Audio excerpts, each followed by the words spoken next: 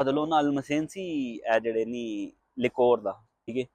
ਉਹਦੇ ਉਹ ਜਿਹੜਾ ਹੈਫੇ ਸੀ ਨਾ, ਉਹਦੇ 90 ਤੋਂ 95% ਜਿਹੜੇ ਕਲਾਇੰਟ ਸਨ ਨਾ ਉਹ ਸਨ ਦੇਸੀ।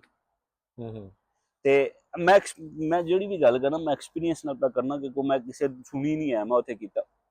ਉਹਨਾਂ ਨੇ ਉਸ ਹੈਫੇ ਨੂੰ, ਲੋਕਲ ਸਪੈਨਿਸ਼, ਉਸ ਹੈਫੇ ਨੂੰ ਦੇਸੀ ਹੈਫਿਆਂ ਨੇ ਗੱਲਾਂ ਸੁਣਾ ਕੇ ਨਾ ਉਹਨੂੰ ਵੀ ਦੇਸੀ ਬਣਾ ਛੜਿਆ ਕਿ ਤੂੰ ਇਸ ਤਰ੍ਹਾਂ ਕਰਿਆ ਕਰ, ਤੂੰ ਇਸ ਤਰ੍ਹਾਂ ਕਰਿਆ ਕਰ। ਉਹਨੂੰ ਦੱਸਦੇ ਸਾਂ ਪਾਕਿਸਤਾਨੀ ਵਰਕਰ ਰੱਖ, ਦੇਸੀ ਵਰਕਰ ਰੱਖ, ਉਹ ਕਰਦੇ ਨਹੀਂ, ਉਹ ਕੰਮ ਜ਼ਿਆਦਾ ਕਰਦੇ ਨਹੀਂ, ਬਿਹਤਰੀਨ ਕਰਦੇ ਨਹੀਂ, ਪੈਸੇ ਵੀ ਘੱਟ ਲੈਂਦੇ ਨਹੀਂ, ਉਹ ਆਲਤੇ ਸ਼ਾਲਤੇ ਦਾ ਵੀ ਨਹੀਂ ਉਹਨਾਂ ਨੂੰ ਹੁੰਦਾ, ਟੈਨਸ਼ਨ ਹੁੰਦੀ, ਠੀਕ ਹੈ।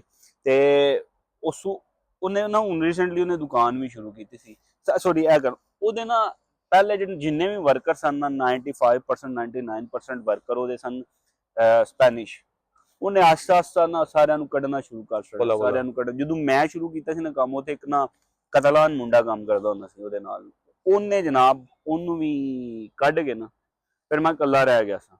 ਉਹ ਦੱਸਦਾ, ਕਹਿੰਦਾ ਪਹਿਲੇ ਨਾ ਜਦੋਂ ਜਿਹੜਾ ਮੇਰਾ ਪਹਿਲਾ ਅਲਮਸੇਨ ਸੀ ਨਾ ਉਹ ਛੋਟਾ ਸੀ, ਉਹਦੇ ਵਿੱਚ ਸਾਡੀ ਜਿਹੜਾ ਫਰਗੋਨੇ ਤੇ ਸਨ ਹਰ ਵੇਲੇ ਨਾ ਬਾਰਸਲੋਨਾ 'ਚ ਘੁੰਮਦੇ ਹੁੰਦੇ ਸਾਂ, ਮੈਨੂੰ ਓਨੀ ਬਚਤ ਨਹੀਂ ਹੋਈ ਜਿੰਨੀ ਹੁਣ ਮੈਂ ਸਿਰਫ 2 ਫਰਗੋਨੇ ਤੇ ਭੇਜਣਾ ਸਵੇਰੇ ਤੇ ਸ਼ਾਮੀ ਆ ਕੇ ਮੈਨੂੰ ਹਿਸਾਬ ਦਿੰਦੇ ਨੇ, ਮੈਨੂੰ ਹੁਣ ਜ਼ਿਆਦਾ ਬਚਤ ਹੁੰਦੀ।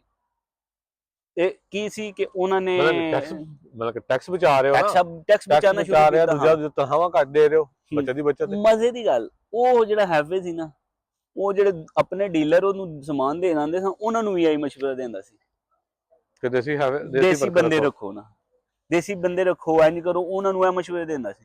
ਤੇ ਸਾਡੇ ਜਿਹੜੇ ਫਿਰ ਸਾਡੇ ਜਿਹੜੇ ਦੇਸੀ ਹੈਫੇ ਸਨ ਨਾ, ਉਹਨੂੰ ਡੇਲੀ ਵਰਕਰ ਵੀ ਉਹ ਪ੍ਰੋਵਾਈਡ ਕਰਦੇ ਸਨ। ਤੇ ਉਸ ਤੋਂ ਇਲਾਵਾ ਨਾ ਉਹਨਾਂ ਨੂੰ ਕਰਦੇ ਸਾਂ ਕਿ ਉਹਨੂੰ ਵਨ-ਸਵੰਨੇ ਮਸ਼ਵਰੇ ਵੀ ਦੇਣੇ ਨਾ, ਤਬਲੀਗ ਉਹਨਾਂ ਨੇ ਪੂਰੀ ਕਰਨੀ। ਤੇ ਸਮਝ ਲਓ ਕਿ ਨਿਰਾ ਆਪਣਾ ਆਪ ਨਹੀਂ ਖਰਾਬ ਕਰਦੇ, ਦੂਜਿਆਂ ਨੂੰ ਵੀ ਖਰਾਬ ਕਰਦੇ ਨੇ।